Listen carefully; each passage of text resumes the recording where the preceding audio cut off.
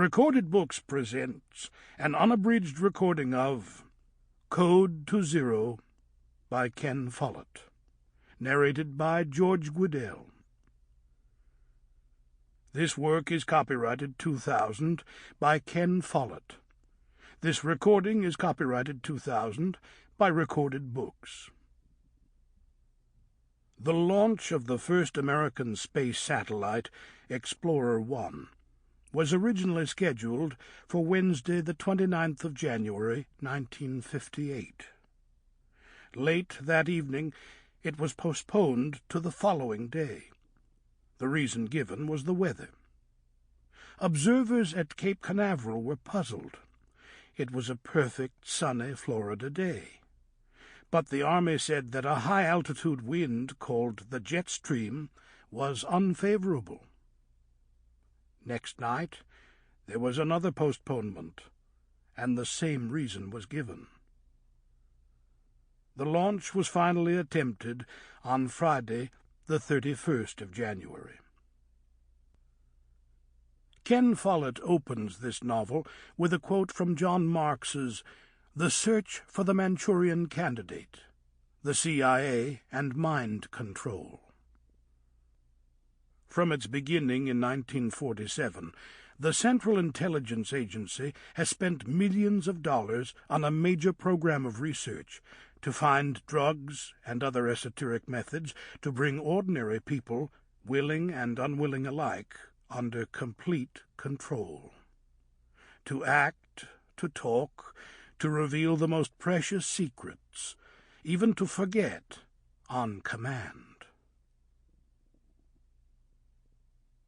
And now, Code to Zero. Part 1. 5 a.m. The Jupiter C missile stands on a launch pad at Complex 26, Cape Canaveral. For secrecy, it is draped in vast canvas shrouds that hide everything but its tail, which is that of the Army's familiar Redstone rocket. But the rest of it, under the concealing cloak, is quite unique. He woke up scared. Worse than that, he was terrified. His heart was pounding, his breath came in gasps, and his body was taut. It was like a nightmare, except that waking brought no sense of relief. He felt that something dreadful had happened, but he did not know what it was. He opened his eyes. A faint light from another room dimly illuminated his surroundings, and he made out vague shapes, familiar but sinister. Somewhere nearby, water ran in a cistern. He tried to make himself calm. He swallowed, took regular breaths, and attempted to think straight. He was lying on a hard floor. He was cold, he hurt everywhere, and he had some kind of hangover with a headache and a dry mouth and a feeling of nausea. He sat upright, shaking with fear. There was an unpleasant smell of damp floors washed with strong disinfectant. He recognized the outline of a row of wash basins. He was in a public toilet. He felt disgusted. He had been sleeping on the floor of a men's room. What the hell had happened to him? He concentrated.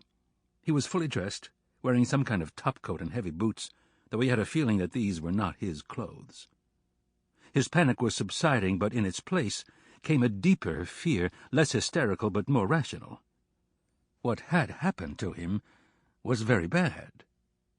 He needed light. He got to his feet, he looked around, peering into the gloom, and guessed where the door might be. Holding his arms out in front of him in case of invisible obstacles, he made his way to a wall. Then he walked crabwise, his hands exploring. He found a cold, glassy surface he guessed was a mirror. Then there was a towel roller, then a metal box that might be a slot machine. At last his fingertips touched a switch, and he turned it on. Bright light flooded white-tiled walls, a concrete floor, and a line of toilets with open doors. In a corner was what looked like a bundle of old clothes. He asked himself how he got here. He concentrated hard. What had happened last night? He couldn't remember. The hysterical fear began to return as he realized he couldn't remember anything at all. He clenched his teeth to stop himself from crying out. Yesterday, the day before... Sample complete. Ready to continue?